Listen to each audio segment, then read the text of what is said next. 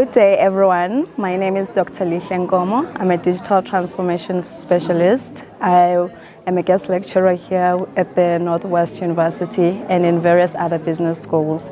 So my topic really is on digital transformation, where I'm looking at going beyond the digital technologies.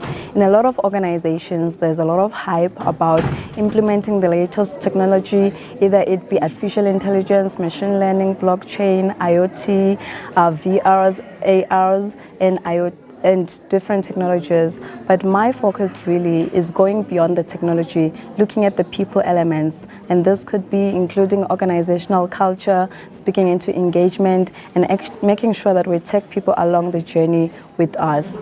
A good digital transformation strategy really starts at the beginning with a digital maturity assessment. This means that you benchmark your organization against bigger organizations or ideal organization within that space. So if it's in the retail space, in the mining space, you would look at who is championing the space and what are they doing right, and then you would benchmark against them.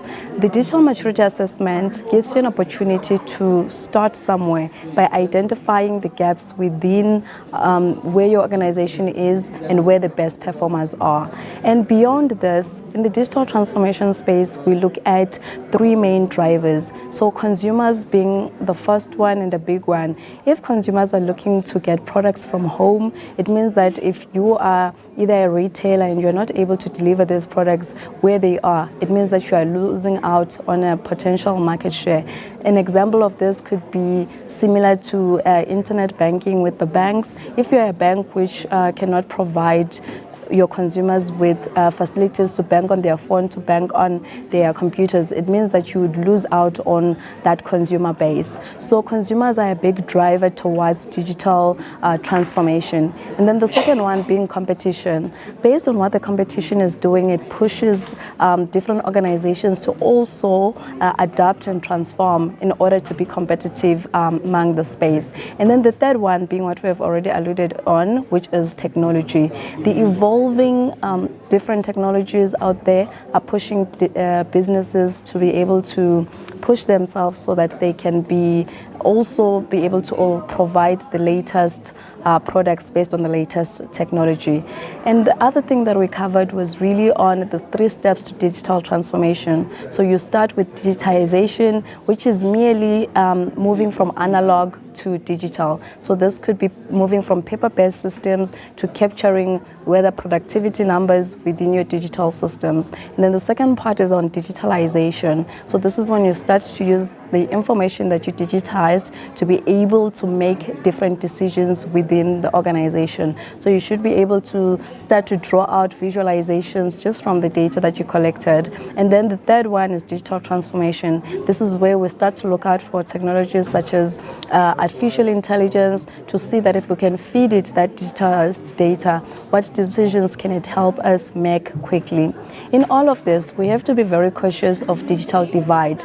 We want to make sure that the technology that we are introducing does not make the gap bigger. We want to make sure that it closes the gap. So if we're looking at different systems such as the educational system, how can we use technology to close the gap? How can we make sure that people in underdeveloped areas, in rural areas, are able to access the same education as people in the urban city? How do we ensure that we have enough infrastructure in those rural areas to be able to target and to be able to reach the people in the underdeveloped areas? So that is a very important thing to consider in our environment.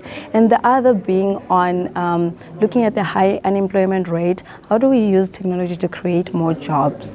There is a lot of jobs that are seemingly being lost due to automation. But then there's also a lot of jobs that are being created. This could be specialists in the data space, in the software space, in the programming space, and also other jobs being in the more informal spaces like transportation. So now anyone can be in the Uber as an Uber driver, anyone can be an Airbnb host, which means that more jobs are being created. So we can look at it from both sides. And as an organization, we're responsible to see how we can uplift and cross-skill so that we take everyone along the journey with us.